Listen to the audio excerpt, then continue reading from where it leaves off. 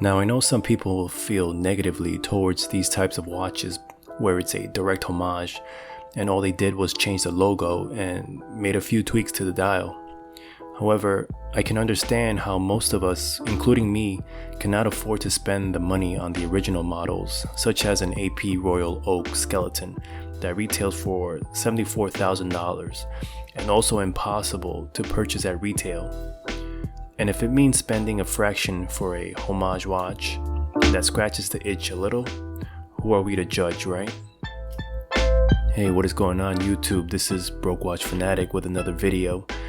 Today I want to review a brand called Feice Original. The watch was sent in by the company for review. I get to keep the watch, however, the company had no input into the content of this video. I'll tell you what I think about it, the good, the bad, and the ugly. Starting off with the specs, we have a 42mm case diameter, thickness of 12mm, with a 52mm lug to lug. But because this is an integrated bracelet design, it'll wear larger than a watch with traditional lugs. The watch features a Seagull automatic movement that is rated at 72 hours and comes with a sapphire crystal with a water resistant rating of 30 meters. This watch obviously takes design cues from the AP Royal Oak.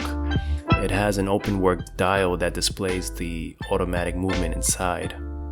You can see the inner workings of an automatic movement if you were ever curious, which I think is pretty interesting. Okay, so here are some of the good things I like about the watch. I'm not a big skeleton fan or an open work dial type of person, but after experiencing this watch, I think it could add some nice diversity to my collection. There is something masculine about a skeleton dial, and maybe that's why they're so popular for men's watches. Maybe it has something to do with being able to see the inner workings of a mechanical movement, to see the gears spinning, the balance wheel oscillating, and the springs tightening and loosening. But it definitely adds another layer of depth and interest, especially when you can see through to the other side. The self-winding rotor in the back is nicely decorated with a black matte finish. The case has some nice polished and brushed finishes. The finishing lines are pretty clean with sharp transitions, so I was pleasantly surprised. Regarding the bracelet, I really have no complaints with it in terms of the wearing experience. It's quite comfortable on the wrist, and even though it's a large watch, the short links make it so that it conforms to your wrist pretty well. I could wear this watch for an entire day and I won't have any kind of fatigue at any point in time. The links are fixed by screws and have beveled edges on the sides with small polishing finishes, while the rest of the bracelet is brushed.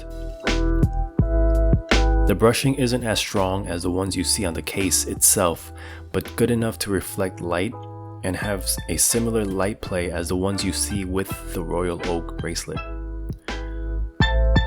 Now here are some of my issues with this watch. First off, I had an issue with one of the links not catching the threads with the screw. It just kept spinning freely. Unfortunately, this was the first link that attaches to the permanent link. Therefore, I wasn't able to swap that link out with another. But the good thing is that once I pushed the screw in, it doesn't pop out easily. My next issue would be the screw down crown. The placement of the screw down crown is not aligned evenly with the watch. You can see it's a bit angled, and that also affects the placement of the dial. I would say the dial and the crown stem is off about 2.5 degrees to the left. I try not to nitpick because of the price point of this watch, but the crown is really noticeable once you notice it.